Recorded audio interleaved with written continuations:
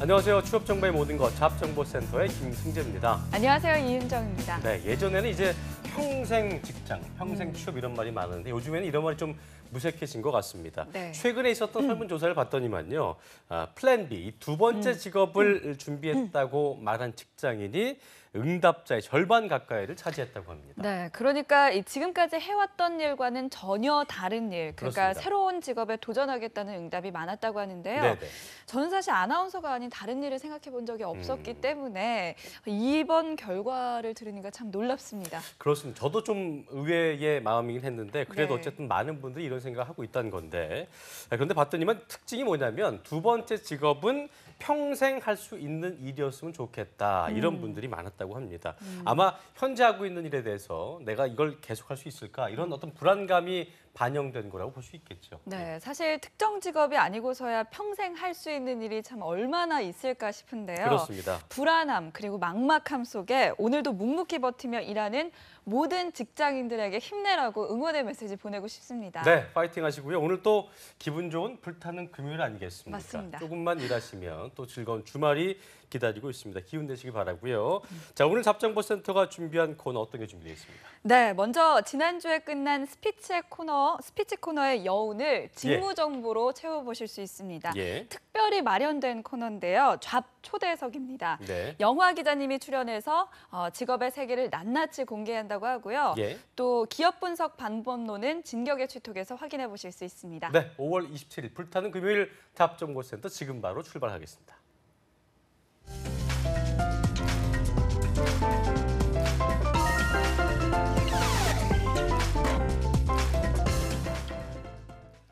첫 시간은 취업 관련 이슈를 살펴보는 시간이죠. 취업인 뉴스, 오늘도 이남규 아나운서와 함께하겠습니다. 어서 오십시오. 네, 안녕하세요. 어서 오십시오. 네. 네, 오늘은 어떤 소식 가지고 오셨나요? 네, 오늘 가지고 온 소식은요. 이 보이스피싱이라는 범죄가 있잖아요. 그렇죠. 네. 뭐 많은 분들이 당하고 피해도 많이 보셨는데 요즘은 뭐 잘 알려지고 또 예방책도 많이 나와서인지 예전만큼 피해는 많이 안 보는데 예.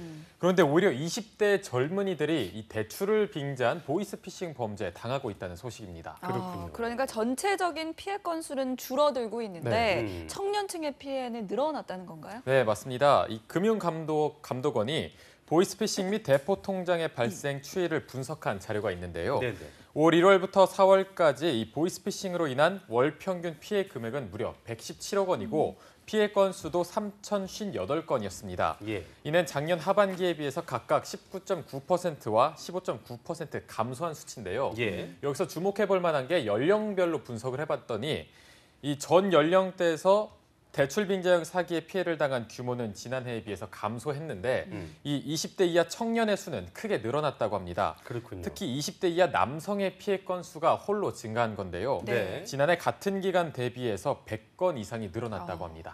그런가 하면 이게 참 시사한 바가 큰 것 같은데 네. 20대 이하 여성의 그 피해 규모도 다른 연령대 비교해 보면 피해 감소폭이 눈에 띄게 적었다고 하더라고요. 그러니까요. 네, 그렇습니다. 여성 역시 비슷한 흐름을 보인 건데요. 감소하긴 했으나 굉장히 소폭 감소한 겁니다.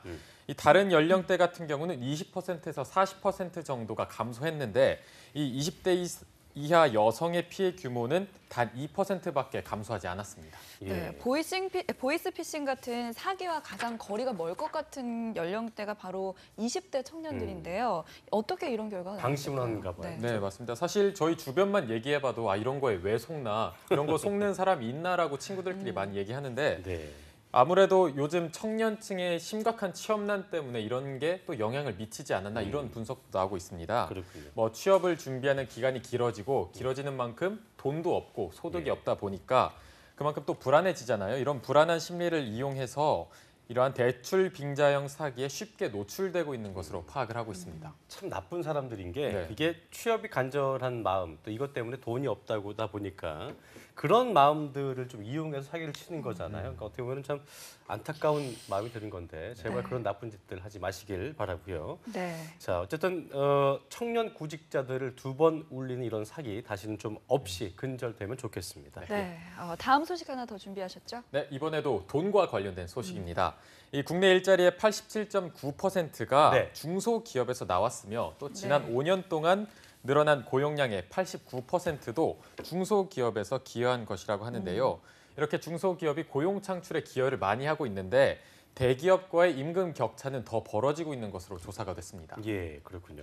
근로자 대부분이 그 중소기업에 종사하고 있는데도 좀처럼 양극화는 해소가 되지 않나 봐요. 네, 맞습니다. 사실 보고서를 하나 보면요. 네네. 이 중소기업 중앙회가 발간한 2016 중소기업 위상 지표라는 보고서가 있습니다.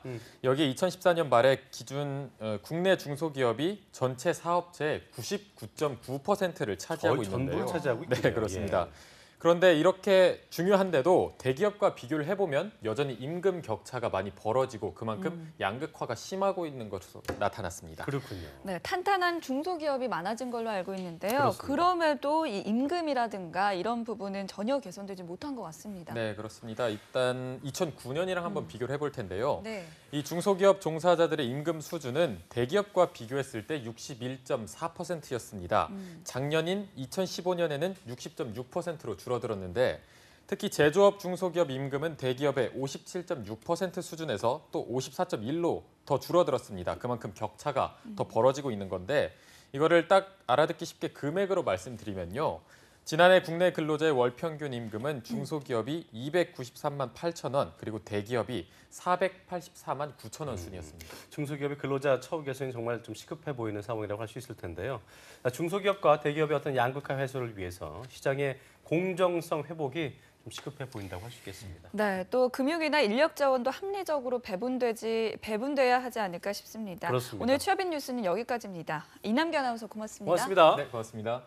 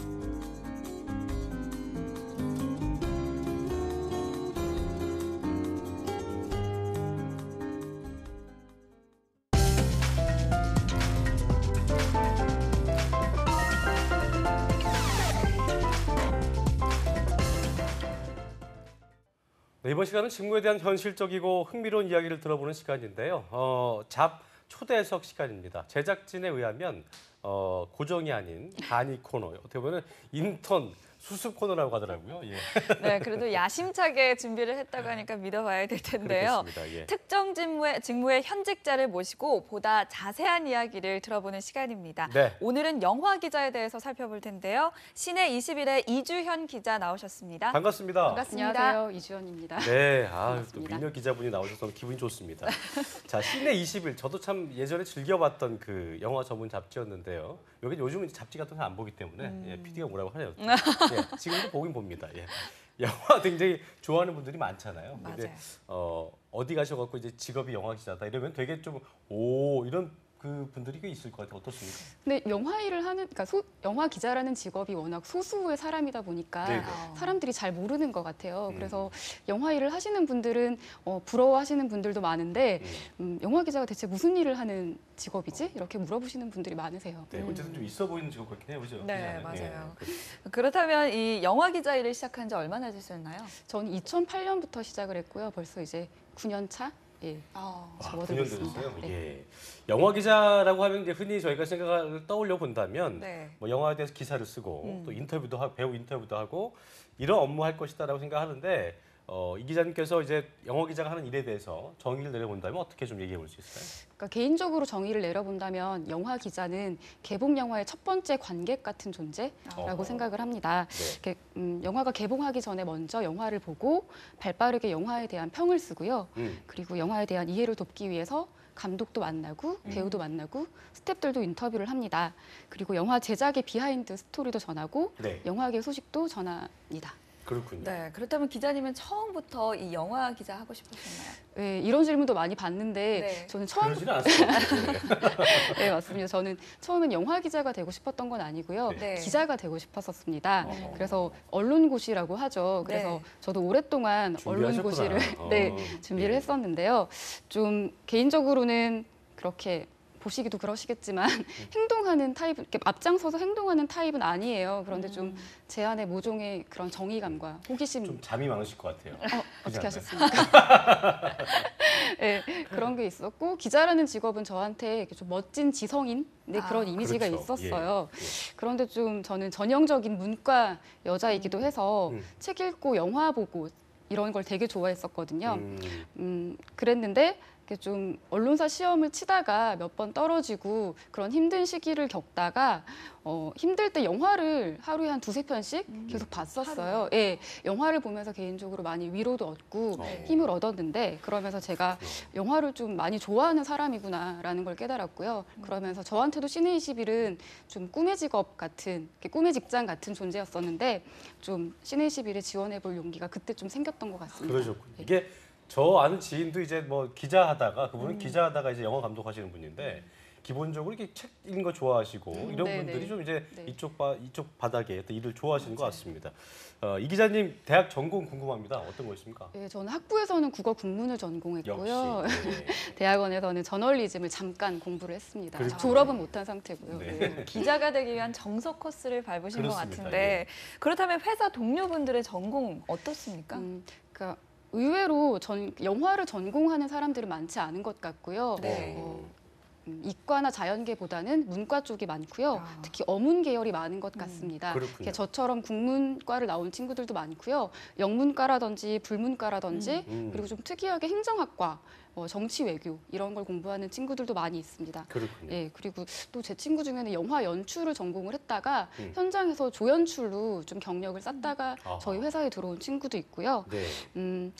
근데 좀 영화 일을 하시는 사람들이 보면 전공이 굉장히 다양한 것 같아요. 제가 만난 영화제 스태프들이랑 그 각자의 전공에 대해서 얘기를 한 적이 있는데 그 영화제 홍보팀장 전공이 작곡가였다는 걸 알고 예, 저도 굉장히 놀랐었습니다. 어떻게 보면 같은 예술 쪽이니까 좀 뭐 네. 연관이 있다고 볼 수도 있겠네요. 영화 기자 꿈꾸는 분들이 최근 들어서 정말 좀 많을 것 같습니다. 이렇게 준비하면 된다라고 좀 뭐 도움 주실 만한 팁이 있다면 본격적으로 얘기를 좀 해보죠. 어떻게 했을까요? 제가 그렇게 딱 쪽집게처럼 말씀을 드릴 수 있으면 좋을 것 같은데 네네. 딱 정해진 준비 과정이랄 게 없습니다. 딱히 없군요. 그 예. 시네21처럼 영화 전문 매체가 지금은 두세 군데밖에 없거든요. 네네. 매거진 M이라는 주간지가 또 있고요. 예. 그 맥스무비라는 월간지가 이렇게 있습니다. 예.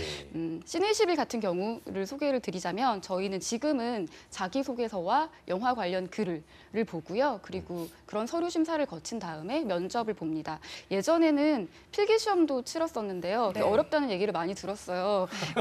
필기시험은 영어 시험이랑 영화 상식 시험 그리고 글쓰기 논술 시험을 친 적이 있습니다. 그랬군요. 네, 아까 뭐 어문 계열 전공자가 많다고 하셨는데 아무래도 기자이다 보니까 글쓰기 능력이 좀 기본적으로 있어야 되지 않을까 다 싶은데. 필력이 좋으실 것 같아요. 네. 예. 예. 영화 기자는 기본적으로 종이 매체의 글을 쓰는 사람이기 때문에 네. 네. 글로써 독자랑 소통할 수 있는 능력, 글로써 독자를 설득할 수 있는 능력이 필요한 것 같습니다. 그리고 일간지 앞서서 제가 영화 전문 매체는 두세 군데밖에 없다고 했는데 네네. 일간지에 영화 담당 기자들이 있거든요. 문화부 쪽이. 예, 그렇죠. 일간지에 취직을 해서 영화 담당 기자가 되는 법도 있습니다. 그렇군요. 예, 문화부 안에서 책, 음악, 영화 이렇게 담당 부서가 나뉘는데 그 네. 안에서 영화를 맡을 수도 있습니다. 그렇군요. 아까 이제 뭐 그 종이에 쓰신다고 했는데 요즘은 종이에도 안 쓰죠? 어떻게 타이핑을 예, 하나요? 타이핑을 다 하죠. 예. 그렇죠. 예. 하지만 영화를 보고 메모를 할 때는 저희가 네. 수첩을 들고 가서 아하. 극장에서 이렇게 필기를 합니다. 그렇군요. 극장에서. 네. 그걸 이제 다시 정리하시는 거죠. 예, 예. 멋있습니다. 네. 자, 기자님이 생각하기에 좀 영화 기자 직무에 잘 어울리는 사람은 이런 거다. 굉장히 좀 많은 타입들이 있을 것 같습니다. 굉장히 뭐 밝은 사람도 있을 것 같고 좀 차분한 사람도 있을 것 같고 어떻습니까? 예, 말씀하신 것처럼 굉장히 다양한 종류의 기자들이 있습니다. 예. 취재를 굉장히 잘하는 기자가 있고 글을 잘 쓰는 기자가 있고 예. 뭔가 외국어에 능통하다거나 영화를 보는 안목이 좀 발달한 그런 기자들도 있는데요. 그렇군요. 특별히 어떤 성향이 필요하다기보다는 뭐 사람을 좋아하거나 영화를 좋아하거나 글쓰기를 좋아하거나 뭐 이 중에 한두 가지 정도만 해당이 되면 충분히 영화 기자를 할 수 있을 것 같고요. 그렇군요. 좀 개인적으로는 너무 모범적인 반듯한 사람보다는 노는 거 좋아하는 사람들이 이 직업에 어울리지 않을까. 기본적으로 근데 예. 뭐 영화를 좋아한다거나 사람 좋아하거나 글 쓰는 거 좋아하거나 이 중에서 이거는 꼭 그래도 있어야 된다 하면 글 쓰는 게 중요할 것 같긴 해요. 어떻습니까? 왜냐면 사람 좋아하고 영화 좋아할 수 있는데 글은 못 써요. 이러면 좀 어려울 거 아니에요. 그렇죠? 어떻습니까? 예, 저도 네. 영화를 좋아해야 된다고 답을 하려고 했는데 말씀하신 걸 들어보니 글쓰기 능력이 제일 중요한 것 그렇죠? 같습니다. 예, 알겠습니다. 네, 그렇다면 이쯤에서 기자님의 하루 일과가 궁금한데요. 뭐 예. 출퇴근 시간이나 아니면 일주일에 몇 번 취재를 하시는지. 비교적 저희는 좀 자유로운 타입인 것 같아요. 아하. 이렇게 9시 출근해서 6시 퇴근하는 9 to 그런 5 이런 거 아닙니까? 예, 식사 절대 아닙니까? 그런 직장인 예. 아니고요. 네. 출근 시간은 저희가 조금 늦어요. 네. 한 10시 전후로 출근을 하고요. 예. 네, 퇴근 시간은 정해져 있지 않습니다. 예, 그렇군요. 그리고 일주일 저희는 주간지기 때문에 일주일 주 단위로 생활을 하는데요. 그 예. 마감 사이클을 따르게 돼요. 그래서 예. 저희는 월요일, 화요일은 주로 영화를 보고 취재를 하고 수요일, 목요일은 글을 쓰고 금요일은 회의를 하고 이런 스케줄. 취재라는 게 영화 본 예. 다음에 매번 뭐 그 영화 관련자를 만나지 않을 거 아니에요. 그러니까 영화 본 다음에 관련자를 찾아본다든지 네. 그 관련 영화에 관련된 관련자를 만난다든지 그런 건가요? 네, 그렇죠. 뭐 영화를 봤는데 뭐 배우의 연기가 너무 좋다, 이 배우를 꼭 만나보고 싶다. 그러면 저희가 어떻게든 그럼 만납니까? 어떻게든 만나보려고 노력을 하죠. 하지만 배우가 뭐 시간이 안 되면 못 만나는 네. 경우도 있고요. 네. 예, 그렇군요. 자, 저희가 이렇게 영화 기자라는 직업에 대해 전반적으로 살펴보고 있는데요. 좀 더 저희가 파고 들어가 보겠습니다. 영화 기자에 대한 사소하고 사적인 질문들 지금부터 시간을 좀 가져보죠. 예. 네, 영화 기자에 대한 사소하지만 정말 궁금한 질문들을 해볼 텐데요. 바로 네. 시작해 볼까요? 자, 첫 번째 질문입니다. 영화 기자. 제가 볼 때 그럴 것 같은데요. 돈 많이 버나요? 연봉 어떻게 되나요? 예. 너무 대답해 주시죠. 직접적으로 훅 들어오시는데 사실 연봉을 공개하는 거는 제가 지금 이 자리에서도 좀 말씀을 드리기가 곤란을 아, 하고요. 그렇습니까? 예. 중요한데. 네, 그런데 이제 자기 인생에서 네. 연봉이 정말 중요하다, 나는 돈이 정말 중요하다라고 하시는 분들이면 영화 기자 하면 좀 힘들 것 같습니다. 우회적으로 이제 돈이 좀 뭐 액수를 딱 밝히긴 뭐 하지만 아. 내가 돈이 전부야 이런 분들은 이제 하면 안 되는. 그러니까요. 예, 알겠습니다. 그러면 일반 언론사 기자 대비 네. 많다 적다 뭐가 어떤 답이 있을까요? 우리가 알고 있는 이 일간지 네, 기자의 많지는 않은 것 같고요. 평균 정도인 것 같습니다. 평균 정도. 예, 예. 어쨌든 뭐 기자의 뜻이 있으시다면 해보시면 좋을 것 같다는 해보고요. 자, 그렇다면 보수 대비, 이제 가성비라고 하죠. 보수 대비 일량이 많다 적다. 이것도 뭐 맞습니다. 개인적이겠지만 네. 이주연 기자의 기준 관점에서 봤을 때 예, 정말 많습니다. 맞습니까? 제가 계속 영화 기자 하려는 분들의 그 마음을 떨어뜨리는 여기서 것 일단 같은데 반은 떨어져 나가겠군요. 네, 네, 계속 이렇게 저희 업무라는 게 딱 네. 끊어지는 업무가 아니거든요. 예. 계속 글을 쓰고 영화를 찾아보고 책을 읽고 계속 이렇게 주말에도 쉼없이 일을 한다는 생각이 들어서 예, 일이 많다라고 답을 그래도 드리고 영화 좋아하니까 네. 그 일을 할 때 정말 내가 진짜 경무에 시달린다 네. 이런 마음보다는 되게 빠져들게 되죠. 예, 반반입니다. 반반이 그 눈빛을 봤습니다. 알겠습니다. 예. 네, 그럼 한 달에 또는 일주일에 보통 영화를 몇 편이나 보십니까? 이거 궁금합니다. 네, 그러니까 뭐 개봉하는 영화들을 다 챙겨 본다고 생각하시는 분들도 있는데 저희 이렇게 좀 주간지 기자 입장에서는 그러기가 현실적으로 조금 힘이 듭니다. 네. 그 주에 저희가 담당하는 기사 위주로 영화를 챙겨보게 되는데요. 좀 평균을 내보면 적게 볼 때는 일주일에 한 2-3편, 좀 많게 볼 때는 한 5편, 6편 그건 이렇게 이제 보는 거 하루에 같아요. 하나씩을 거의 본다는 얘기네요. 예, 많게 그렇죠. 볼 예, 때는. 예, 예. 그러니까 궁금한 게 뭐냐면 이게 영화 장르가 있잖아요. 장르별로 취재 기자가 나눠져 있습니까? 아, 그렇진 않습니다. 저희는 그렇지 좀 않죠. 자유롭게 자기가 아하. 쓰고 싶은 기사, 자기가 보고 싶은 영화, 이게 만나고 싶은 근데 사람을 겹칠 수도 만날 수 있잖아요, 이게. 예, 어떤 그럴 때는 합의가 있습니까? 뭐 예. 스케줄이 맞는 사람이라거나 뭐 좀 더 좀 열정을 윗사람이라든가. 비치는 사람이라거나 그런 뭐 선후배 관계도 좀 영향을 미치겠죠. 그렇군요. 자, 영화 관람이 남들에게 취미나 여가인데 네. 기자님에게는 어떻게 보면 일이잖아요. 그러니까 아까도 말씀을 드렸지만 때로는 영화 보는 게 지겹고 귀찮고 때려치고 싶고 그럴 때 있습니까? 사실 저는 없습니다. 없습니까? 예, 어. 영화를 보는 게 저는 항상 너무 즐거운데요. 어. 영화를 보면 되게 시간 가는 줄 모를 때가 많아요. 그래서 영화를 더 보고 싶은데 기사를 써야 돼서 영화를 미처 다 보는 경우는 있어도 그 반대의 경우는 별로 없는 것 같고요. 그런데 정말 재미없는 영화를 볼 진짜 안 때는 그렇잖아요. 예, 좀 고역이죠. 내가 이 시간을 투자를 뭐 하고 했는데 있나 좀 네, 싶어서 그런 그랬더니. 생각도 드는데 사실은 이렇게 재미없는 영화를 보고 끝나면 상관이 없지만 그 영화를 보고 그 영화에 대한 기사를 쓸 때가 제일 힘든 것 같아요. 집중이 안 됐기 때문에 느낀 것도 별로 없을 것 같은데 쓰긴 써야잖아요. 네, 쓰긴 쓰죠, 그래도. 쓰긴 씁니다. 예, 그렇군요. 영혼이 없을 때가 있군요. 네, 그리고 이거 정말 궁금했는데요. 기자님들은 영화를 정말 공짜로 보나요? 네, 이 질문 정말 많이 받았는데요. 돈 내고 봅니다. 근데 저희는 기자들은 영화가 개봉하기 전에 미리 언론 시사를 통해서 영화를 먼저 접하게 되거든요. 네. 그럴 땐 언론 시사에서는 시사회는 공짜인가요? 예, 시사회는 공짜입니다. 아, 그 네. 일반 시사 때도 공짜표를 받아서 보고요. 그런데 대신 주말에 개인적으로 친구들이랑 영화를 본다, 뭐 데이트할 때 영화를 본다 이럴 때는 제 돈 내고 봅니다. 아, 회사에서 끊어주지 않아요? 아, 네, 안 끊어져요. 아니, 이거 취재해야 되는데 이 일이 맞아. 본인 돈 내고 해야 돼요? 취재비가 따로 지원이 되니까. 그렇습니까? 예, 예. 안타깝네요. 예.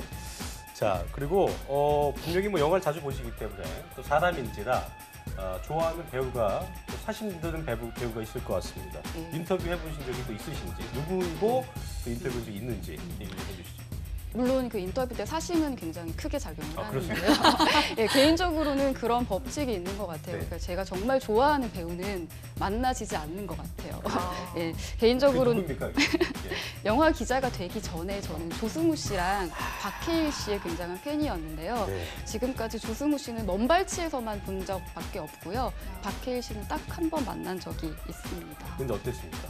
떨려서 뭐 제대로 뭐 네, 인터뷰 인터뷰를 했습니까? 못했어요. 정말 박해일 씨 같은 경우에는 제가 딱 처음 보자마자 이렇게 그 눈이 굉장히 맑으세요. 정말 청정 호수 같은 눈을 가지고 계세요. 예. 원래 이렇게 뭐가 사심이 뒤집어 이렇게 아닙니다. 되는 거예요. 사심이 아닙니다. 그래서 이렇게 눈이 예. 굉장히 맑은 배우예요. 그래가지고 제가 좀 계속 이렇게 쳐다봤던 그런 기억이 나고요. 인터뷰는 안 하고요. 그 최근에는 또 좋아하는 배우가 있는데요. 그 파수꾼이랑 명탐정 홍길동의 주연 배우인 이재훈 씨를 이재훈 좋아합니다. 시그널 나오신 분. 예, 시그널 출연하셨던. 네, 이렇게 워낙에 예의 바르고 착하기로 정말 그렇다고 소문이 하더라고요. 난 예. 배우예요. 그런데 제가 그 이재훈 씨가 아주 신인일 때 그 독립영화 파수꾼을 찍기도 전에 인터뷰를 한 적이 있거든요. 근데 그때 이재훈 씨가 저를 아직까지도 좀 기억을 해주시더라고요. 근데 보통 연락 주고 받고 하세요. 그렇진 그럼 않습니다. 근데 이거 보내면은 답은 오죠. 예, 이렇게 만나면 굉장히 반갑게 인사를 해주고 예, 먼저 아는 척 해주고 이런 게 굉장히 고맙더라고요. 예. 이런 분들이 있는 반면에 소위 얘기해서 까칠하고 좀 별로인 분들 있을 것 같아요. 이거 뭐야? 이런 분들 있을 것 같은데 그런 분들이 있을 것 같고 이런 분들이 있을 때 어떤 대처 방법이 있을 것 같아요. 네, 이렇게 말씀하신 것처럼 이렇게 나쁜 사람은 없겠지만 그때 스케줄, 컨디션이 안 좋아서 이렇게 좀 까칠하게 구는 사람들도 종종 있어요. 근데 좀 저도 사람인지라 이유 없이 그렇게 까칠하게 나오면 저도 긴장을 할 수밖에 없는데요. 어떻게든 저는 좀 일을 해야 되니까 좀 성공적으로 이 인터뷰를 마치기 위해서 굉장히 좀 머리를 굴리죠. 그런데 기본적으로 뭐 대처 방법이랄 건 없는데 좀 잘 맞춰주고 잘 호응해 주려고 노력을 하는 것 같습니다. 이렇게 좀 웃는 얼굴에 침 뱉는 사람은 정말 나쁜 그러니까 사람인 거잖아요. 힘들어서 네. 귀찮은 건 이해하겠는데 기본적으로 까칠한 사람들이 있죠. 유도 질문이십니다. 아닙니다. 뭐 실명을 공개하지 않대죠. 있죠. 예, 좀 이렇게 상대하기 어려운 예. 예, 좀 성격이 예민한 분들은 있는 그러니까요. 것 같습니다. 네. 네. 그렇다면 이 영화가 보는데 너무 재미가 없을 때 그때도 기사를 써야 되잖아요. 네, 네. 어떻게 써야 쓸까요? 아까 제가 말씀드린 대로. 예, 예. 저 이렇게 속으로는 굉장히 욕을 하죠. 한숨도 많이 쉬고 왜 나한테 이런 일이 떨어졌을까. 그런데 기본적으로 그게 재미가 없는 것과는 별개로 이렇게 나를 기분 나쁘게 하는 영화가 아니라면 네. 이렇게 그 영화의 장점을 찾으려고 많이 노력을 하는 편이고요. 그 사람도 보면은 장점 한두 가지씩 없는 사람 없잖아요. 영화도 나름의 이유가 없는 영화는 없거든요. 그러니까요. 예, 그래서 좀 그 영화를 만든 사람들이 그러니까 제 글이 그 사람들에게 좀 비수가 되지 않도록 노력을 하는 편입니다.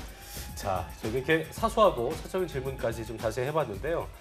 요즘 그 직업이 이동을 한다, 사라지고 생겨날 직업에 대한 이야기들이 많이 나오고 있는데 이주연 기자가 생각하는 어떤 영화 기자의 앞으로의 전망을 좀 짚어주신다면. 예. 네, 뭐 말씀하신 것처럼 기자의 일도 언젠가는 로봇이 대체하는 시대가 올 것이다라고 전망들도 하시는데 네. 그 영화 기자가 그러니까 기본적으로 비평의 영역을 좀 담당하고 있기 때문에 그러니까요. 좀 고유의 영역으로 남지 않을까라는 개인적으로 전망을 해보고요. 네. 그리고 영화가 사라지지 않는 한 영화 기자도 어떻게든 활동을 하지 않을까라는 생각을 해봅니다. 이렇게 인간이란 존재가 남에 대해서 평가하고 얘기하는 걸 굉장히 좋아하는 동물이잖아요. 그러니까요. 예. 근데 하지만 좀 출판 시장의 경우에는 점점 어려워지고 있는 게 현실이고요. 그래서 종이 잡지의 미래는 저도 잘 쉽게 예측할 수 없는 영역입니다. 네. 네. 그리고 영화 기자가 되고 싶은 친구들에게 해주고 싶은 말이 있을까요? 뭐 예를 들면 지금부터 뭐를 준비를 해야 될지 조언해 주시죠. 네, 그 일주일에 한 편씩 영화를 보면 1년에 50편의 영화를 보게 되거든요. 그렇죠. 예. 하루에 한 편씩 영화를 보면 1년에 365편의 영화를 보게 됩니다. 네. 그렇게 꾸준히 영화를 봐도 그러니까 이 세상의 수많은 영화 중에서 고작 300여 편의 영화를 보게 되는 거거든요. 그래서 더 열심히 영화를 보시라는 말씀을 전하고 싶습니다. 그리고 네. 그 영화를 보고 그 영화에 대한 자기만의 생각을 정리하는 노력, 예, 그런 걸 해주시면 좋을 것 네. 같아요. 굉장히 기본적인 말 같지만 어떻게 보면 정답이라는 것은 항상 보면은 기본에 있다라고 볼 수 있는 것 같아요. 네, 맞습니다. 영화 많이 보고 또 많이 쓰고 또 기억도 하시고요. 또 주변에 도움 주실 분이 있다면 이게 좀 정리도 해보시고 도움도 받으면 좋을 것 같습니다. 네. 자, 마지막으로 이 질문 드려보겠습니다. 나에게 영화 기자란? 굉장히 어려운 질문인 것 같아요. 근데 생각을 해보면 영화 기자라는 게 저를 규정하는 거의 모든 것이 모든 아닌가 것. 싶습니다. 예. 이렇게 그게 원하든 원치 않든 사람들이 영화 기자로서 저를 바라봐 주시기도 하고 그래서 지금의 제 정체성은 영화 기자라는 직업에서 비롯되는 것 같습니다. 그렇군요. 직업이 바로 나의 정체성이라고 하는 말씀이 참 멋있는데요. 멋지네요. 예. 네, 오늘 해주신 얘기들이 영화 기자를 꿈꾸는 분들에게 정말 큰 도움이 됐으면 좋겠습니다. 네, 지금까지 CNN 21의 이주현 기자와 함께했습니다. 고맙습니다. 감사합니다. 네, 잡정보센터 1부 여기서 마쳐야 될 것 같은데요. 2부에서는요, 우리 지역의 채용 소식을 알아보는 시간이죠. 고용 네트워크가 기다리고 있습니다. 네, 그리고 진격의 취톡에서는 기업 분석 방법 두 번째 시간을 준비했습니다. 네, 잠시 후 2부에서 뵙겠습니다. 35년 만에 바뀐 공무원 헌장, 무엇이 달라졌을까요? 국민에게 봉사하고 청렴을 생활화하며 투명하고 공정하게 맡은 바 책임을 다하고 창의성과 전문성을 바탕으로 적극적으로 일하는 공무원. 모든 국민이 행복한 대한민국을 만들어간다.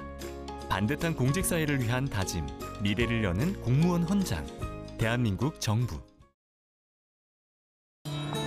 지난 일주일간 당신은 5번의 출근, 2번의 야근, 3번의 미팅, 2번의 데이트를 하며 12번의 환경보호를 실천할 수도 있었습니다. 나무를 베지 않는 착한 아메리카노 나왔습니다. 환경보호, 생활 속에서도 실천할 수 있습니다.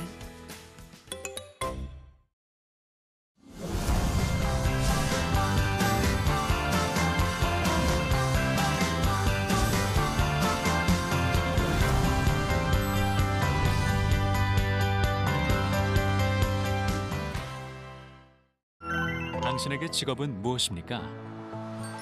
저에게 직업은 미래? 직업은 희망이죠. 저에게 있어 직업은 기회 아닐까요? 대한민국의 미래를 만들고 희망을 비추고 기회를 나누는 일. 한국직업방송이 함께합니다.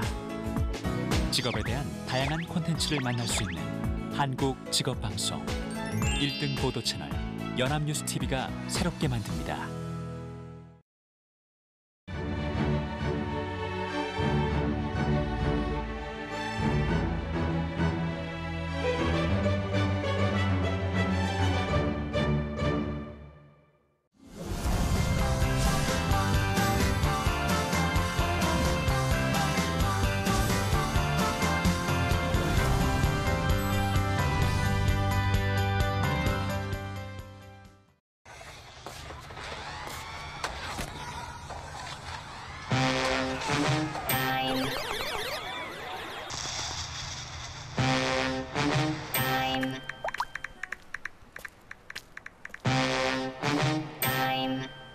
스마트폰을 쉬게 하는 모바일 제로타임. 스마트폰을 끄면 행복이 켜집니다. 이제 당신만의 모바일 제로타임을 정해보세요. 제가 요즘 가보고 싶은 곳이요? 제주도, 발리, 파리. 너무 많죠. 아빠요? 글쎄요, 잘 모르겠는데요. 제가 관심 있는 거요. 골프, 자전거, 사진, 기타, 낚시. 집사람이요? 집사람은 말하지 않아도 아는 사이는 없습니다. 가족일지라도 오늘 가족끼리 물어보세요.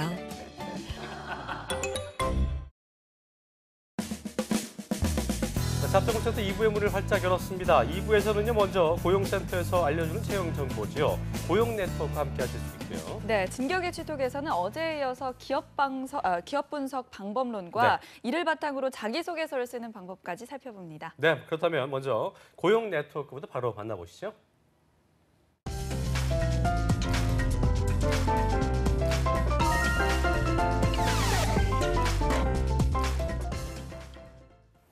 네, 우리 지역의 채용 정보를 자세히 알아보는 시간이죠. 고용 네트워크 시간입니다. 네, 오늘은 먼저 전주 지역 살펴보겠습니다. 네, 전주고용센터에 이주리 주무관 전화 연결되어 있습니다. 안녕하세요. 안녕하세요. 전주고용센터 이주리입니다. 네, 반갑습니다. 전주 지역의 채용 소식 소개해 주시죠. 네, 오늘 소개해드릴 전북 지역 구인사업장은 사단법인 전주벤처기업 육성促진지구 발전협의회입니다. 네. 전주시 덕진구에 소재한 사회서비스 관리 행정업체로 소공인 특화지원센터 담당 업무할 행정사무원 1명을 채용합니다. 네. 지원 자격은 대졸 이상 경력 무관이며 급여는 월 200만 원 이상 지급됩니다. 입사를 희망하시는 분들은 서류 준비하셔서 이메일 접수하시기 바랍니다. 참고로 접수 마감일은 6월 6일까지입니다. 네, 다음은 좋은 취업 특강이 있다고요. 네. 두 번째 소식은 단기 취업 특강 소식입니다. 오는 화요일인 5월 31일에는 성공을 위한 시간관리, 목요일인 6월 2일에는 효율적인 직업정보 찾기를 주제로 오후 3시부터 5시까지 단기 취업 특강이 전주고용센터 7층에서 진행됩니다. 네. 참여 방법은 워크넷을 통해 신청하거나 고용센터를 방문 접수하시면 되고요. 기타 프로그램과 관련된 문의사항은 전주고용센터 전화 063-270-9183으로 연락하시면 되겠습니다. 네, 전주 지역의 단기 취업 특강에 구직자 여러분들의 많은 참여 바라겠습니다. 지금까지 전주고용센터의 이주리 주무관이었습니다. 고맙습니다. 감사합니다. 네, 이번에는 구미 지역 들려보겠습니다. 구미 고용센터의 홍은설 주무관님, 안녕하세요. 안녕하세요. 네, 안녕하세요. 구미고용센터 주무관 홍은설입니다. 네, 구미 지역의 인재를 구한 기업 어디입니까? 네, 먼저 소개해드릴 업체는 주식회사 달마전자입니다. 네네. 구미시 공단동에 위치한 전자제품 전문 업체로서 PCB 검사 품질관리 업무를 담당할 정규직 1명을 채용합니다. 지원 자격은 고졸 이상이며 영어 가능자 및 차량 소지자를 우대한다고 합니다. 연봉은 2,200만 원 이상, 상여금 300% 별도 지급되며 연봉은 협의 가능합니다. 네. 접수 마감일은 6월 7일까지이며 지원을 희망하시는 분은 워크넷 구인 정보를 참고하여 지원 서류를 이메일로 제출하시기 바랍니다. 알겠습니다. 다음 기업 어디입니까? 두 번째로 소개해드릴 업체는 웰키즈 아동병원입니다. 구미시 황상동에 위치한 유아동 전문 병원으로 진료실 어시스터 담당 간호종사 2명을 모집합니다. 지원 자격은 경력 무관이나 3교대 근무 가능자를 우대합니다. 급여는 월 150만 원 이상이며 면접 후 협의 가능합니다. 접수 마감일은 채용 시까지이며 더 자세한 사항은 워크넷 구인 정보를 참고하시거나 구미고용센터로 문의해 주시기 바랍니다. 네, 채용 관심 있으신 분들은 서둘러 접수하시기 바라고요. 지금까지 구미고용센터의 홍은설 주무관님이었습니다. 고맙습니다. 고맙습니다. 고맙습니다. 네, 지금까지 고용네트워크 오늘은 전주 지역과 구미 지역의 채용 정보 자세히 알아봤습니다.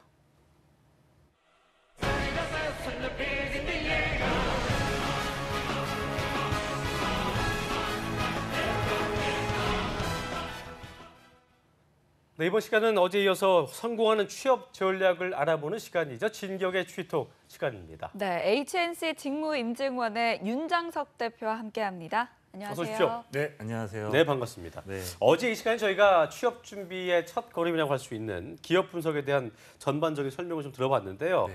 아주 인상 깊다는 후기가 있었습니다. 자, 오늘 준비해 주신 내용은 어떤 겁니까? 네, 그래서 지난 시간에는 이제 기업 분석을 하면서 우리가 어떤 효과를 얻을 수 있는지 네네. 그리고 이제 분석 절차에 대해서 좀 설명을 드렸었고요. 네네. 이번 시간에는 이제 구체적으로 그러면 기업 분석을 어떻게 해야 되는지에 대한 그 방법론하고요. 그다음에 기업 분석을 통해서 우리가 효율적으로 자기소개서 쓰는 방법에 대해서 알아보려고 하는데요. 예, 예. 특히 자기소개서 항목 중에서 우리 취업준비생들이 가장 쓰기 힘들어하는 항목이 입사지원 동기라고 어제도 말씀을 드렸었는데 그렇습니다. 기업 분석과 연계해가지고 입사지원 동기를 효율적으로 쓰는 방법에 대해서 알려드리도록 하겠습니다. 예. 네, 어제도 구체적인 기업 분석 방법들 알려주셨는데 기업 분석을 위해서는 자료 수집이 필요하다고 하셨는데 기업과 관련된 자료를 쉽게 찾는 방법도 있겠죠? 예. 일단은 기존의 취업준비생들은 이런 기업과 관련된 정보를 찾거나 네. 이럴 때 네. 보통 이제 홈페이지나 아니면 뉴스 이런 부분들을 많이 활용했었는데 예. 이보다 기업의 현황을 보다 자세하게 그리고 좀 객관적으로 파악할 수 있는 방법이 그 상장기업 투자 분석 사이트들을 활용하는 게 좋을 것 같습니다. 그렇군요. 상장기업 투자 사이트라 이게 좀 색다른 것 같은데요. 어떤 사이트가 좀 좋은지도 좀 설명을 해주시죠. 예. 네, 실제로 이제 상장기업 무슨 이제 주식 투자 분석 사이트도 이런 데인데 우리 네. 친구들이 뭐 주식 투자할 건 아니고요. 기업의 정보들을 좀 파악하려고 하는데요. 여러 사이트들이 있겠지만 취업준비생 입장에서 쉽고 편안하게 자료를 확인할 수 있는 사이트 중에 하나가 팍스넷이라는 사이트가 팍스넷이요. 유명하죠, 아주. 예. 네. 그래서 이 사이트에 접속하시면 메인 화면 상단의 검색창에 이제 네. 분석할 분석할 기업명을 입력하시면 되는데요. 예를 들어서 뭐 기아자동차라고 입력하시게 되면 네. 검색창에 기아차 000270이라고 이제 표시가 될 겁니다. 예. 네, 뒤에 숫자는 이제 주식시장 상장 번호고요. 그렇군요. 여기서 우리가 좀 주의할 점은 만약에 기업명을 검색창에 입력하셨는데 앞에서 말씀드린 기아자동차처럼 검색창에 상장 번호가 없는 그런 경우가 있을 수 있는데요. 그러한 경우는 이제 우리가 그 기업은 상장되지 않은 기업이라고 보시면 될 것 같습니다. 보통 저희가 상장된 기업은 또 이름이 유명한 기업들이 많기 때문에 좀 찾는 게 수월해 보일 수 있을 텐데 지금 말씀하신 대로 상장되지 않은 기업들을 찾아볼 수 있는 사이트도 있어야 될 것 같습니다. 있습니까? 어떻습니까? 맞습니다. 그래서 이제 상장 기업이 아닌 경우는요. 금융감독원에서 운영하는 전자공지 시스템 다트를 활용해서 정보를 활용하실 수가 있을 것 같은데요. 예.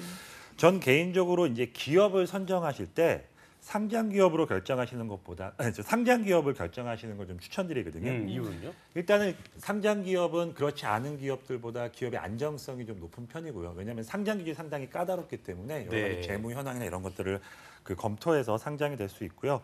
그다음에 또 기업과 관련된 정보를 찾기가 상장되지 않은 기업들은 찾기 어렵기 때문에 될 수 있으면 상장 기업으로 일단 기업을 선택하시는 게 효과적일 것 같습니다. 네, 가급적이면 상장 기업을 지원하는 게 좋다는 말씀이었고요. 그러면 이렇게 사이트에 들어가서요. 기본적으로 먼저 확인해야 하는 정보가 뭘까요? 내용도 보니까 엄청 많은 것 같더라고요. 네, 맞습니다.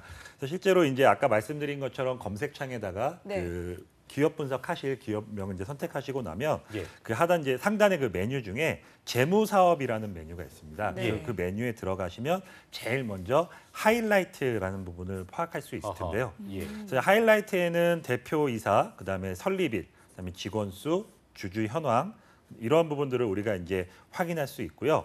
화면을 조금 더 밑으로 내려 보시면 이제 그 회사의 어떤 재무적인 안정성이라던가 그다음에 최근 3년 동안의 재무 현황 이러한 부분들도 우리가 파악할 수가 있습니다. 그러니까 취업 준비생들 입장에서도 어떤 이 기업의 재무 현황에 대해서 자세하게 확인을 할 수 있는 건가요?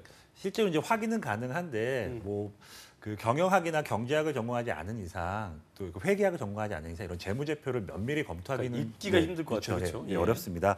그래서 실제로 취업 준비생들 입장에서는 재무 현황 이제 면밀히 검토하기는 좀 어려움이 있다 보니까 매출액이라던가 영업이익, 부채 정도만 확인하셔가지고 목표 기업의 최근 어떤 재무 현황들이 어떤지 그리고 추이가 어떻게 변화하고 있는지 요 정도만 파악하시면 좋을 것 같고요. 다음으로 이제 화면 맨 마지막 밑으로 이동하시다 보면 동일 업종 내 업체 현황이라는 타이틀로 지금 분석하고 계신 기업 외에 4개의 경쟁사를 함께 파악하실 수가 있습니다. 그래서 순위별로 잘 정리가 되어 있는데요. 제가 어제 지난 시간에 말씀드렸던 것처럼 경쟁사도 기업 분석 절차에 따라서 함께 분석하시게 된다면 취업에 있어서 선택의 폭도 넓힐 수 있고 그다음에 또 경쟁사 현황에 대한 이해 수준을 높임으로써 뭐 자기소개서를 작성한다던가 아니면 면접에서 다른 지원자들보다 좀 더 차별화된 경쟁력을 확보할 수 있을 것 같습니다. 네, 이렇게 회사에 대해서 자세히 알고 있으면 정말 확실히 다른 지원자와는 차별화될 수 있을 것 같다는 생각이 듭니다. 그렇다면 이 사이트를 통해서 중점적으로 확인해야 하는 정보가 뭘까요? 예, 지금 하이라이트에 들어가는 메뉴가 재무사업 쪽이었는데요. 재무사업 메뉴에 보시면 사업 내용이라는 또 메뉴가 있습니다. 사업 내용이요? 예, 그래서 사업 내용 자료에서는 먼저 분석 기업의 사업 개요들을 우리가 확인할 수가 있는데요. 사업 개요 내용 안에서는 뭐 산업의 특성이라던가 성장성 그리고 경기 변동의 특징, 경쟁 요소 등과 같은 업계 현황이 제일 먼저 나오고요. 다음으로는 재무 현황이나 시장 여건 등과 같이 회사의 현황들이 간략하게 잘 정리되어 있습니다.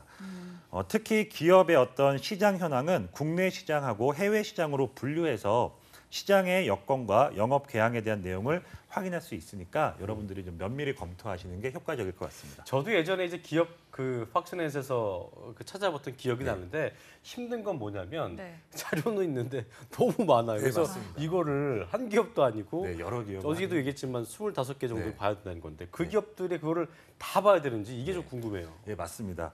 실제로 이제 회사별로 좀 차이는 있겠지만 뭐 기아자동차라던가 뭐 삼성, 현대 이런 대기업들은 이 사업 내용 자료를 뭐 A4 용지로 이렇게 출력해서 보면 100페이지가 넘는 경우도 많이 엄청나죠. 그래서 이런 내용들을 다 판단하기는 좀 어려움이 있을 것 같고요. 방금 설명드린 것처럼 사업 개요 내용은 일단 여러분들이 어떤 직무에 지원하시던 공통적으로 회사 현황과 관련된 내용이니까 기본적으로 좀 확인을 좀 하셔야 될 것 같고요. 다음으로는 자신이 지원하는 직무에 따라서 선택한 자료들을 좀 확인하시는 게 좋을 것 같습니다. 네, 그렇다면 이제 우리 취업준비생들 이 대목에서 이런 질문을 할 것 같은데 지원 직무와 관련된 그 자료를 찾는 방법은 뭐가 있을까요?라고 질문할 것 같습니다. 일단 업계 그 사업 현황 자료 이제 밑으로 좀 내려보시면 여러 가지 내용들이 이제 분리해서도 나오는데요. 예를 들어서 취업 준비생들이 이제 가장 많이 지원하는 그런 직무가 영업이나 마케팅 부서인데 이러한 경우에는 그 사업 내용 안에 판매 경로 및 그다음에 판매 방법, 그다음에 판매 전략 이러한 자료들을 확인할 수가 있고요. 자신이 판단하기에 중요하다고 생각하는 내용을 별도로 정리해 놓은 게 좋을 것 같습니다. 예를 들어서 기아자동차 내용을 확인해 보면 뭐 개별 소비세 환원 선제 대응이라던가 인기 차종의 출고 지원에 대해 납기 보장 프로그램을 운영하고 있다던가 K 시리즈 차종은 맞춤형 스타일업 그다음에 저금리 특별 할부 프로그램들을 지속적으로 시행하고 있다던가 브랜드 체험 및 고객 가치 제고를 위한 다양한 프로모션 등을 진행하고 있다는 내용들을 좀 정리하시면 좋을 것 같습니다. 그렇군요. 네, 그러니까 부서의 특성을 파악하고 그와 관련된 자료들을 확인해 보면 되겠네요. 네, 맞습니다. 부서별로 좀 더 좀 설명을 드리면요. 구매나 총무부서로 지원하는 경우는 주요 원자재 등의 현황이라는 그 제목으로 글이 되어 있는 부분이 있는데요. 그 안에서 주요 품목이라던가 주요 매입처, 그다음에 주요 원자재 가격 변동 추이 등을 확인하시는 게 좋을 것 같고요. 생산 및 품질 부서로 지원하신다라고 하면 생산 및 설비에 관한 사항이라는 제목 타이틀 안에 그 생산 능력이라던가 생산 시설 및 가동률, 그다음에 생산 설비 현황, 그리고 현재 진행 중인 투자 현황 등을 파악하셔서 기업 현황을 익히시는 게 효과적일 것 같습니다. 네, 그리고 취업 준비생들에게 꽤나 인기 있는 부서 중에 하나죠. 직무 중에 하나죠. 이 R&D 파트, 연구개발 부서는 그 어떤 내용을 좀 자세히 살펴봐야 될까요? 네, 실제로 이제 설계나 기술, 연구개발 등 부서에 지원하시는 분들은 꼭 제가 강력하게 좀 말씀을 드리는데요. 이 사업 내용 카테고리 순서대로 봤을 때 맨 마지막 부분에 있는 그 영역이 연구개발 활동입니다. 그래서 해당 기업의 연구개발 아니면 주요 어떤 실적들이 자세하게 나와 있는데요. 내용은 이제 연구개발 개요라던가 연구개발 비용, 그다음에 연구개발 실적 등이 정리되어 있는데 특히 연구개발 실적 내에서는 연구과제명이라던가 연구 내용 및 기대 효과 등이 간략하게 정리되어 있습니다. 근데 자신이 만약에 전공을 해서 공부했던 내용과 비슷한 기술들이 개발되어 있다라고 하면 이러한 부분들은 필히 좀 꼼꼼하게 파악하실 그런 필요가 있습니다. 자, 이런 기업 분석 사이트에서 추가적으로 확인해야 할 부분이 있을까요? 네, 실제로 그동안 말씀드렸던 이런 사업 내용들은 이제 좀 그 시간이 좀 오래 지나서 아직까지 업데이트가 잘 안 되는 경우가 있는데 그 상담 메뉴 사이트의 상담 메뉴 중에 오른쪽 맨 끝에 더보기라는 메뉴가 있습니다. 네. 그래서 더보기를 클릭해 보시면 증권사 리서치라는 내용을 확인하실 수가 있는데요. 회사의 어떤 이슈에 따라서 증권사 투자 전문가들이 그 기업 현황과 관련된 이슈들을 아주 상세하게 분석한 자료들을 파악할 수 최근의 있습니다. 상황들을 좀 파악할 수 있겠군요. 예. 참고하시면 될 것 같고요. 자, 그럼 대표님. 네. 자, 이렇게 기업 분석 자료 수집을 끝냈습니다. 네. 그리고 나면 이제 중요한 자기소개서를 써야 할 텐데 참 또 막막해지는 시간인데요. 네. 이런 자료들과 어떻게 좀 연관을 좀 시키면 좋을까요? 네, 그러니까 실제로 이제 자기소개서 항목 중에서 오늘 말씀드릴 게 입사 지원 동기로 말씀드렸는데 그동안 입사 지원 동기를 좀 감성적으로 많이 썼습니다. 그러니까요. 예, 근데 그런 이유가 이제 기업을 잘 알지 못했기 때문이라고 생각을 하고요. 그래서 이런 식으로 이제 기업 분석이 좀 철저히 되셨으면 이러한 부분들을 기반으로 해서 우리가 입사 지원 동기 부분을 같이 좀 작성할 수 있을 것 같은데요. 네. 일단은 자기소개서를 작성하는 데 있어서 어떤 구체적인 어떤 기법, 그래서 어떤 절차에 의해서 작성하시면 보다 효과적일 것 같은데 네. 입사 지원 동기를 작성하실 때는 크게 먼저 기업을 선택한 이유, 다음으로는 자신이 지원하는 직무를 수행하기 위해서 그동안 어떤 준비를 했는지 이러한 부분들을 좀 설명해 주고요. 끝으로 자신의 어떤 직무 관련돼서 그럼 향후에 입사했을 때 어떤 식으로 업무를 추진하고 싶다는 계획을 간략하게 작성해서 이 세 가지로 분리하셔서 입사 지원 동기를 작성하시면 좀 효율적일 것 같습니다. 네, 그러니까 소주제로 나누어서 작성을 하는 건데요. 첫 번째로 이 기업을 선택한 이유 작성법부터 살펴볼까요? 네, 일단은 자기소개서 내용에서 처음 시작해야 되는 부분이 이제 기업을 선택하는 이유인데 채용 담당자 입장에서는 회사가 정말 많은데 왜 하필 우리 회사를 선택했을까 이게 아마 궁금할 거예요. 그래서 먼저 글을 시작할 때 바로 회사의 현황을 얘기하시는 것보다는 회사보다 이제 카테고리 위에 있는 산업에 대한 부분을 먼저 얘기하는 게 좋을 것 같습니다. 그래서 지난 시간에 산업 자료들을 확인하는 걸 같이 한번 알아봤는데요. 그래서 예를 들어서 기아자동차 입사 지원 동기를 작성한다라고 하면 기아자동차 산업의 동향이나 이슈를 먼저 설명을 하고요. 자신이 자동차 회사에서 일하고 싶은 목표가 생겼다라는 그런 뉘앙스로 이제 글을 시작하는 게 좋을 것 같습니다. 네, 그러니까 자동차 산업 동향이나 이슈를 하나 잡아서 좀 풀어낸 다음에 내 목표를 거기에다 자연스럽게 좀 녹아내면 되겠군요. 그렇죠. 예. 예. 그렇습니다. 이제 그러고 나서 다음으로는 이제 지원 기업의 사업 구조나 주요 활동 이런 부분들을 이제 제시해야 되는데 오늘 말씀드린 기업 분석 내용이 이제 본격적으로 들어갈 것 같습니다. 네. 근데 이제 앞에서 기업 분석 시 이제 말씀드렸던 내용들을 확인해서 우리가 이제 작성하시면 되는데 여기서 주의하실 점은 기업의 모든 활동을 얘기하는 것이 아니고 여러분들이 지원하는 직무와 관련된 활동들을 아까 설명드렸던 뭐 영업이나 뭐 생산, 품질, 뭐 구매 이런 쪽으로 분리해서 정리하시면 좋을 것 같습니다. 네. 그렇다면 구체적인 예를 들어주시면 좀 쉽게 이해가 갈 수 있을 것 같은데요. 자, 일단은 그 기업 분석을 통해서 조사한 내용을 기반으로 우리 기아자동차로 아까 그 화면에서 같이 한번 봤으니까 기아자동차 생산 기술에 지원하는 취업 준비생의 자기소개서를 같이 한번 설명드리도록 하겠습니다. 네. 일단 먼저 지난 시간에 설명드렸던 산업연구원의 산업별 기초 자료를 확인하시면 자동차 산업의 이슈에 대해서 우리가 확인할 수가 있는데요.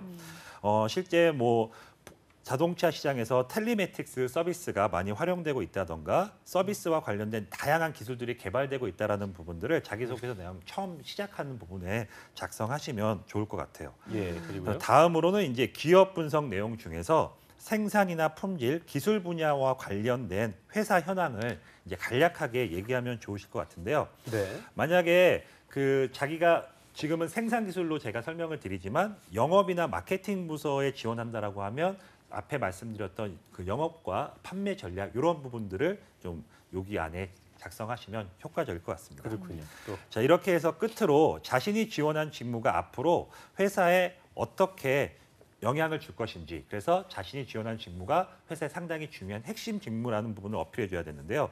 뭐 예를 들어서 고객의 다양한 요구 사항들이 충족이 됐고 충족을 시키기 위해서 맞춤형 생산 라인을 운영하고 생산상에 발생할 수 있는 여러 위험 요소들을 사전에 통제하고 관리해서 생산의 효율성을 높이고 원가 절감에 기여할 수 있는 그런 생산 기술 담당자가 되겠다. 네. 이런 식으로 일단 시작하시면 될 것 같습니다. 일단 기업을 선택한 이유에 대해서는 다시 한번 정리를 해보자면 먼저 산업의 동향이나 이슈를 제시를 하고요. 또 그다음에 회사의 현황과 자신의 전략을 작성해보고 마지막으로 지원 직무의 중요성에 대해서 언급하면 된다. 이렇게 정리하면 되겠죠? 네, 맞습니다. 예, 그렇습니다.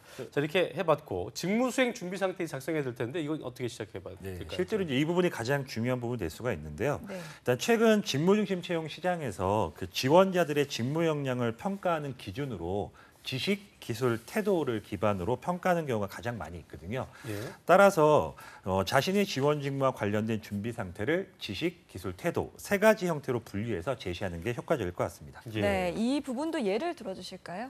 네, 먼저 지식에서는 전공 과목이라던가 외부 교육, 그다음에 저널, 논문, 박람회 참가라던가 자격증 취득 이러한 부분으로 지원자의 직무 관련된 지식을 확보한 내용을 제시할 수가 있는데요. 사례에서는 자동차 생산 기술과 관련된 전공 과목 몇 가지, 그리고 잡지나 저널 등을 확인하면서 최근 자동차 기술을 동향을 파악했다는 내용이 있었고요. 그다음에 자격증 한 3가지 정도를 취득하면서 지식을 확보하기 위한 노력을 갖췄다라고 얘기를 했습니다. 네, 직무와 관련된 신뢰할 만한 어떤 부분들을 좀 이렇게 중점적으로 제시하면서 증명하면 될 것 같고요. 기술에서는 경험 위주로 좀 작성하면 될까요? 어떻습니까? 네, 그렇습니다. 일단은 기술 부분에서는 시행해본 경험을 얘기해야 되니까 뭐 인턴이라던가 현장 학습, 아르바이트, 뭐 공모전, 프로젝트 등 이런 부분으로 우리가 기술 확보한 내용을 제시하면 좋을 것 같은데요. 사례를 보면 인턴을 했고, 그다음에 관련 프로젝트에 참가했고, 그다음에 공모전 이러한 부분들에서 기술을 인정받았다는 부분을 제시하면 좋을 것 같습니다. 네, 그럼 마지막으로 태도 부분도 살펴볼까요? 네, 태도 부분에서는 주로 학창 시절의 대외 활동 이러한 부분으로 우리가 경험을 제시하면 좋을 것 같은데요. 취업 준비생 입장에서 대외 활동이라고 하면 동아리라던가 학생회, 봉사활동, 서포터즈, 어학연수 이런 등으로 확인할 수가 있는데 사례로 보시면은 봉사활동을 통해 소통 능력이나 다양성, 개방성 등을 익혔다고 했고 어학연수 다녀와서 글로벌 마인드를 키웠다 이렇게 제시하고 있습니다. 네, 이렇게 직무 수행을 위해서 그동안 준비해온 점들을 작성했다면 마지막으로 향후 업무 수행 계획 작성해야 될 텐데요. 이 부분도 짚어주시죠. 네, 먼저 그동안에 자신의 준비된 어떤 역량이 회사에 어떤 방식으로 활용될 것인지에 대해서 얘기를 해주고요. 마지막으로 이제 지원 직무가 핵심 부서이니까 자신이 꼭 기업에 필요한 인재다라고 해서 자신의 어떠한 역량을 마무리하시면 좋을 것 같습니다. 그렇군요. 네, 자신의 역량을 활용할 수 있다는 점과 또 지원 직무의 장점 등을 강조하라는 말씀이시죠? 네, 맞습니다. 그래서 앞에서 제시한 자신의 어떤 직무 관련 준비 사항이 입사 후에 업무에 빠르게 적용할 수 있다. 그래서 이러한 도움을 받을 수 있다라고 얘기하시면 좋을 것 같고요. 이러한 지원 직무가 관련된 업무 성과를 달성하는 데 기여할 수 있을 거라고 얘기하면 좋을 것 같습니다. 생산 기술에 지원한 친구였기 때문에 생산성 향상이라던가 품질 경쟁력 확보에 기여함으로써 어떤 최적의 공정 상태를 구축하는 그러한 그 준비된 엔지니어가 되겠다는 형태로 자기소개서의 지원 동기 부분을 마무리하시면 좀 효과적일 것 같습니다. 네, 저희가 기업에 대한 자료를 이렇게 쭉 분석해봤는데요. 수집해봤는데 기업의 현재 상태가 봤더니만 난 가고 싶은 회사였는데 안 좋아요, 상태가. 안 좋은 경우도 있을 수 있는데 그럴 경우에는 자기소개서에다가 내가 히어로가 되겠다. 이렇게 뭐 어떻게 좀 녹여놔야 될까요? 일단 저는 개인적으로 만약에 친구들이 이렇게 자료를 수집하다가 현황이 안 좋으면 지원하지 않을까, 지원을 이렇게 포기하지 않을까 생각이 드는데요.